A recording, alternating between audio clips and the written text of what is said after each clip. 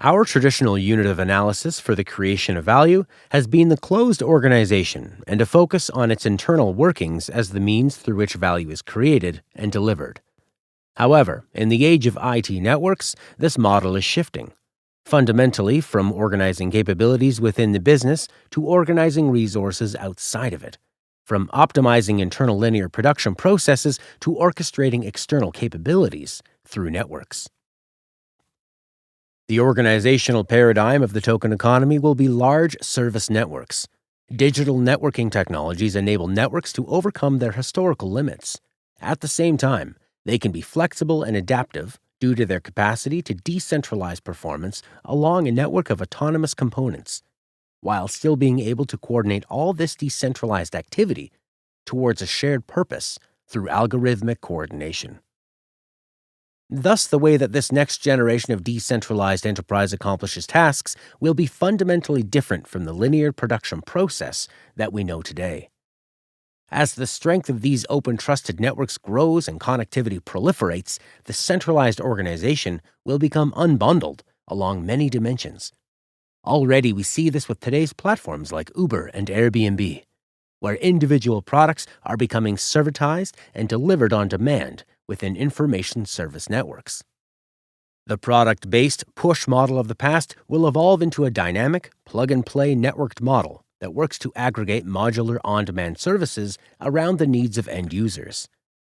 Over time, those service-oriented blockchain-based networks will become increasingly automated through the development of smart contracts.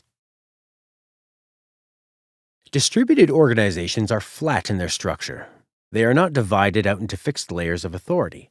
The best term to describe the ranking within decentralized systems is hierarchy. A hierarchy is a system of organization where the elements of the organization are unranked, or where they possess the potential to be ranked a number of different ways. Holacracy is a good example of this. Holacracy removes the traditional hierarchy in favor of a flat circle structure. For example, certain roles regarding the organization's finances might form a circle. Each circle has the ability to self-organize. The authority to decide about roles and to assign tasks lies within the circle, not a single person or a different part of the organization. Decisions within each circle are made in a democratic way, not determined by a department head. We can see how this embodies the principle of abstraction rather than hierarchy. More specific functions are nested within more general, broader circles.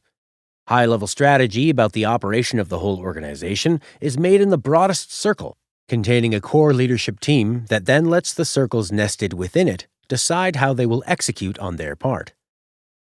A decentralized organization is more like a living system, constantly changing as it operates in a constantly evolving environment, where we cannot know exactly what the future may hold. The best way to minimize risk and succeed is to embrace uncertainty and be the quickest and most agile in experimenting with new things within a set of guidelines or values.